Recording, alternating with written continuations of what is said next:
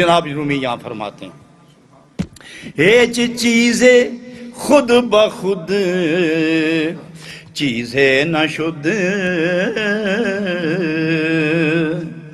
ہیچ آہن خود بخود تیغے نہ شد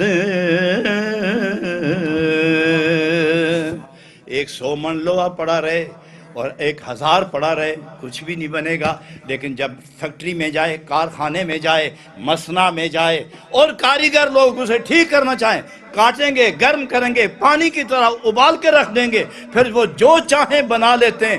لوہا خود صورت نہیں بنا سکتا۔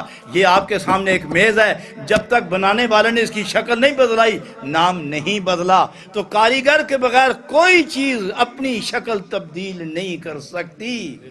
تو تم اگر اپنے دل کو بنانا ہی چاہتے ہو تو پھر کملی والے کے حوالے کرنا ہے، تو پھر اس آدمی کے ساتھ رابطہ کرو جو اس کارخانے سے اپنا دل ٹھیک کروا کے آیا ہے۔ اور جناب رومی فرماتے ہیں پس بہر دستے نہ باید داد دست، ہر ایک کو کارخانے کا مالک تو ہو سکتا ہے لیکن اوزار بنانے کا فن ہر ایک کو نہیں آتے، لہٰذا ہر ایک کے حوالے سامان نہیں کرنا چاہیے۔ ایک آدمی جو لوہے کا کام کرتا ہے اس کو سونا دے دیں، ہار بنا کے دے، کیا خیال ہے یار؟ وہ کیسا ہار بنائے گا؟ اور اگر اس زرگر کو لوہا دیا جائے کہ کانٹے بنا کے دے، ان دونوں کے درمیان زمین آسمان کا فرق ہے۔ فرمایا سینے کا ہار بنانے والے اور ہوتے ہیں، زمین چیرنے والوں اوزار بنانے والے اور ہوتے ہیں۔ خاک بازی والے اوزار بنانا یہ اور کا کام ہے، اور کانٹے اور ناک سے زیور لگانے والے اور گلے میں ڈالنے والا ہار، اس کا فن کوئی اور جانتا ہے۔ آپ بھی اگر اپنے محبوب کے گلے کا ہار بننا ہے تو لوہار کے حوالے نہ ہو، کسی زرگر کے حوالے ہو جاؤ تاکہ وہ آپ کو اپنے محبوب کے گلے کا ہار بنا دے۔ اور میں ایک بات اور عرض کروں، یہ میں اب اختتام کی طرف جا رہا ہوں۔ سونا مثلا یہ دیکھیے حضرات، اتنا سارا سونا ہو، 1 پاؤ قدر 2 پاؤنڈ سونا ہو، 1 پاؤنڈ سونا ہو، اور اس کو سوراخ کر کے سونے کی زنجیر میں لٹکا کے گلے میں ڈال دیا جائے تو ہے تو وہ پورا 1 پاؤ سونا ہے، خالص سونا، اور گلے میں لٹکایا ہوا ہے، مرد ہو یا عورت۔ اور جو سونے کو جانتے ہیں وہ کیا کہیں گے اس کو؟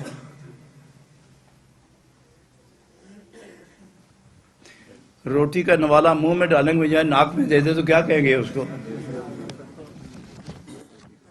اور اگر وہ سونے کا ایک بڑی کھٹی ڈلی 2-3 اس کی 4 اینٹیں گٹھی کر کے سوراخ کر کے گلے میں ڈال دے تو کیا کوئی عقل و تمیز رکھنے والا اور زیور کی کیفیت، ماہیت اور عزت سمجھنے والا کیا اس کی تعریف کرے گا؟ سمجھیں گے یا یہ چور ہے یا بیوقوف ہے۔ تیسری بات ہی کوئی نہیں، یا چور ہے یا بیوقوف ہے۔ لیکن اگر کسی ہار گلے میں ڈالا ہوا تو ہر ایک دیکھیں گے عقل مند بھی ہے، شریف بھی ہے، دانش مند بھی ہے، مال بھی ہے، قدر بھی ہے، اور 1 پاؤ سونا کی قیمت کچھ اور ہے، اور اسی کا زیور بن جائے تو اس کی قیمت اور ہے۔ سمجھے نہیں ذرا میری بات؟ مثلا یہ لکڑی ہے، اس لکڑی نے کاریگر نے اس کی کرسی بنائی، میز بنایا، یوں ہی میز بنائی یا کرسی بنی، نام تبدیل ہو گیا۔ پہلے کیا تھا؟ نام، لکڑی، شکل بدلی تو نام بدل گیا، جب نام بدلا تو کام بدلا، اور جب کام بدلا تو مقام بدلا، اور مقام بدلا تو قیمت بدلی، قیمت بدلی تو عزت بن گئی۔ سونا تھا، زیور بنا، انگوٹھی بنی، کانٹے بنے، زیور بنا، ہار بنا، چوڑیاں بنی، قیمت بدل گئی، شکل بدل گئی، عزت بن گئی، ماہیت بدل گئی۔ ارے اگر یہ بھی نہیں سمجھے تو پھر میں ایک بات اور عرض کروں، مثلا یہ دودھ یہاں تو خیر مکھن نکال لیتے ہیں، لیکن مکھن نکالنے سے پہلے اگر خالص دودھ ایک بالٹی آپ کے سامنے رکھا جائے اور آپ سے یہ سوال ہو کہ بتائیے اس میں مکھن ہے، آپ انکار کریں گے؟ پھر پوچھا جائے کہ انکار بھی نہیں کرتے اور بتاؤ کہاں ہے؟ اوپر ہے، درمیان میں ہے، نیچے ہے، دائیں طرف ہے، بائیں طرف ہے، پتلا ہے، موٹا ہے، سرخ ہے، سفید ہے، لمبی لکیر ہے، تکون ہے، مربع ہے، مستطیل ہے، کیسا ہے؟ پھر یہ دودھ ہے، پھر اگر اس میں مکھن ہے تو یہ کیوں نہیں کہتے جی دودھ مکھن دونوں ہیں، صرف دودھ ہی کہتے ہو، مکھن کا خیال بھی نہیں ہوتا ذہن میں؟ اور جب بیچتے ہو تو یہ کیوں نہیں کہتے دودھ مکھن، اور جب خریدتے ہو تو کیوں نہیں کہتے دودھ مکھن، صرف دودھ؟ تو پھر جب مکھن نکالنا تو طریقہ کیا ہوتا ہے؟ جاگ لگتی ہے، پھر وہ منجمد ہوتا ہے، پھر نام بدلتا ہے، اب دودھ نہیں ہے، کیا ہوگا؟ اور جب دہی بڑی چاٹی میں ڈال دیا جائے اور مدانی پھری، کیا ہوا جی؟ اجے نہیں، لسی۔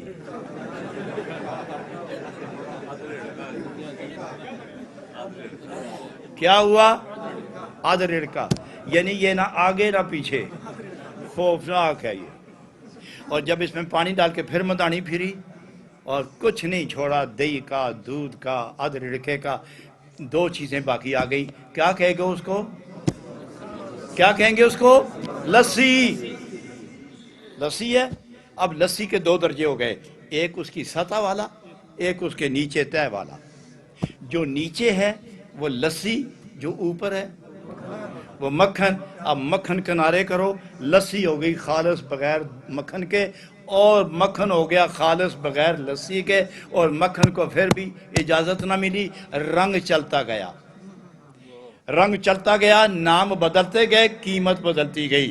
دودھ کی قیمت اور ہے، دہی کی قیمت اور ہے، آدھ رڑکے کی قیمت اور ہے، لسی کی قیمت اور ہے، اور مکھن کی قیمت اور ہے، اور تاثیر جدا جدا، دودھ کی اور، دہی کی اور، لسی کی جدا، مکھن کی جدا، قیمتیں بھی جدا، مگر رنگ ابھی ملتا جا رہا ہے، رنگ نہیں بدلا۔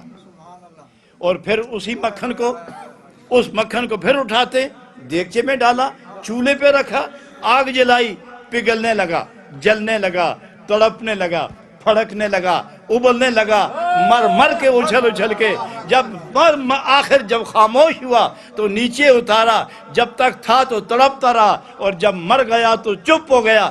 اب رنگ بھی بدل گیا، خوشبو بھی بدل گئی، نام بھی بدل گیا، کام بھی بدل گیا۔